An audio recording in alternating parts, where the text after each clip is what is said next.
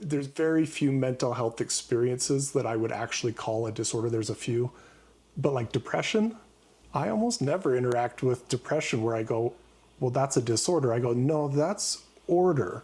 You should be miserable where you're at. Yeah, given what you've been through. Yeah, and also like What you're going through. and the way that you're responding to it. Yeah. You know what I mean? Yeah. It's one possible way. Yeah. But it's normal.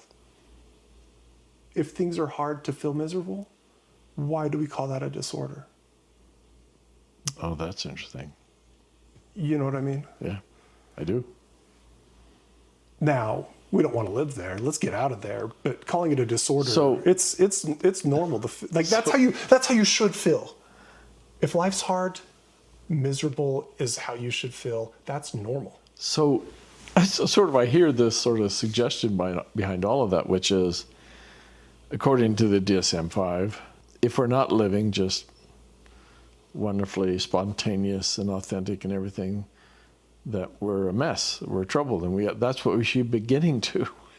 But the truth is, this life is hard. People die and accidents happen, and I just, just recently, within the last week in this country and around the world, terrible things have happened. I don't know how to be indifferent to that. It troubles me. And would that be more human if you could be? No, less human. And would it be a sign of beauty in your life if you could not care about the suffering of others? No, it would not be a sign of beauty. It would be a sign of, who are you and Chris, and what are you doing on this planet? You're not getting the point here. Yeah. These are just like you. These are real people with real struggles, and 79 of them just got killed trying to get food in a war zone.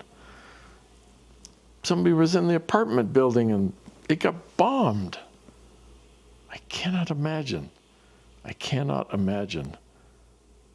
what that would be like and how they have to try to pick up the shambles of their lives.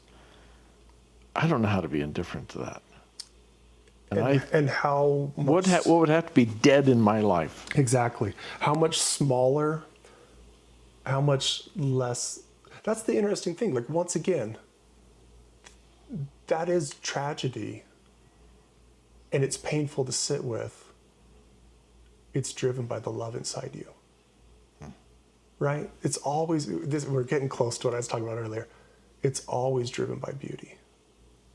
But it's hard to always sit with that because it's tragedy. It is tragedy. But the fact that that is hard for you, and that it's hard for anyone to sit with, that's what's right with the world. That's an interesting point. I like that. We shouldn't be trying to fix that in people. You know what I mean? Yes.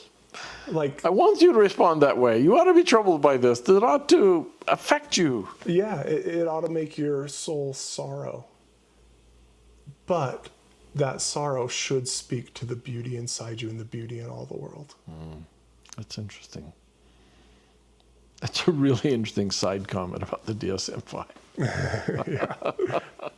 There's a few that I'm like, that's a disorder. Like, schizophrenia is a disorder. Well, we share a client. Yeah, bipolar is a disorder. That is a crazy that client thing. is an amazing human, very good person. Yeah. Who did some wild stuff, and it wasn't his fault. Yeah. His brain did something that took agency from him. Malfunctioned. Yeah, it malfunctioned. That's a disorder. Yeah. Depression, anxiety, the one that we always love to talk about, borderline personality. Those are not disorders. Those are how you're supposed to feel when that's happening, and when you're trying to navigate hard things in a way that doesn't work, but trying to do it for the right reasons.